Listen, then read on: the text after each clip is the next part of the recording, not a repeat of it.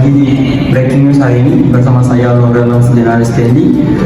Langsung saja kita masuk ke informasi utama pada pagi hari ini, yaitu fraud yang terjadi di dana pensiun pemberi kerja di DPPK Jiwasraya menjadi biang kerok perkumpulan pensiunan Jiwasraya terancam tidak menerima dana pensiun 100%. Baik pemirsa, saya sudah terhubung dengan rekan saya yang berada di lapangan untuk mewawancarai narasumber yang ada di sana. Terima kasih Lodalan. Sekarang saya sedang bersama dengan salah satu dosen akuntansi. Nah, menurut Ibu sebagai dosen, bagaimana pendapat Ibu tentang kasus yang terjadi di perusahaan PT Jiwasraya? Menurut saya, kasus fraud Jiwasraya adalah salah satu contoh nyata lemahnya tata kelola perusahaan dan pengawasan dalam sektor keuangan. Kasus ini memperlihatkan bagian penyalahgunaan wewenang, manipulasi laporan keuangan, lalu investasi yang berisiko tinggi yang dapat menyebabkan banyak pihak yang merugikan. Khususnya itu untuk para pensiunan yang seharusnya mendapatkan jaminan keuangan pada masa tua. Ibu, bagaimana upaya yang dapat dilakukan untuk mencegah kejadian serupa di masa yang akan datang? Sebagai akademisi, kita harus menekankan pentingnya etika, transparansi, dan good governance di dunia keuangan. Kasus ini dapat kita cegah jika perusahaan menerapkan akuntabilitas dan pengawasan yang lebih ketat. Seperti kasus fraud di Jiwasraya ini dapat kita jadikan pelajaran agar tidak terjadi lagi di masa yang akan datang. Selanjutnya saya telah bersama dengan seorang akuntan.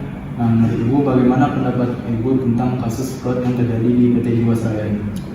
Sebagai seorang akuntan, saya melihat kasus ini sebagai kasus yang sangat serius dan ini perlu ditangani secara transparan dan sesuai dengan regulasi yang berlaku. Dan menurut saya juga, kasus ini tuh bukan hanya merugikan pihak nasabah, tetapi juga mencoreng nama baik perusahaan, dan juga perusahaan ini harus mengganti rugi kepada pihak-pihak yang terugikan. Kemudian, kira-kira apa yang menyebabkan kasus ini bisa terjadi? Menurut saya sih itu diantaranya adalah penyalahgunaan kepercayaan dan juga kurangnya pengawasan. Menurut Ibu, bagaimana upaya yang dapat dilakukan untuk mencegah kecurangan ini terjadi?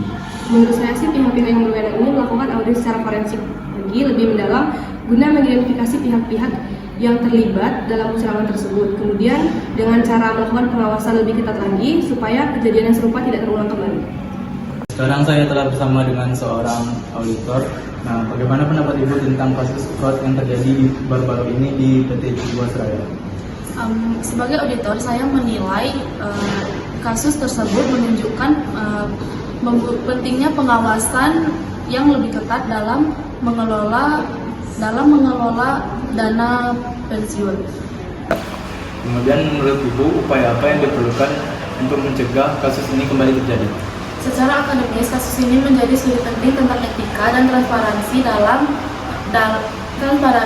industri keuangan, penelitian lebih lanjut untuk memahami faktor-faktor yang menyebabkan terjadinya kecurangan. Demikian liputan saya pada pagi hari ini. Saya kembalikan ke studio. Tadi sekaligus mengakhiri perjumpaan kita pada hari ini. Selamat pagi dan sampai jumpa.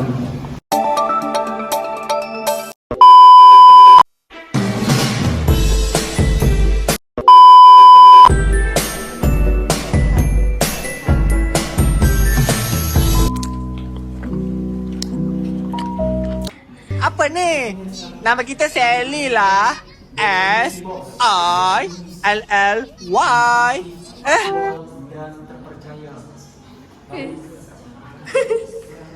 Hi vlog, welcome to my guys. Shout. Kemudian menurut Ibu, apa upaya yang dapat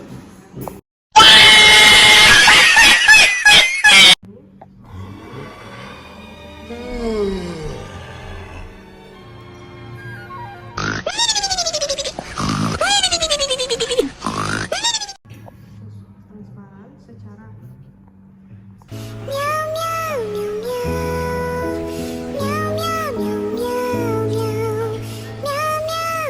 Aku udah gak tahu lagi harus gimana ya Allah.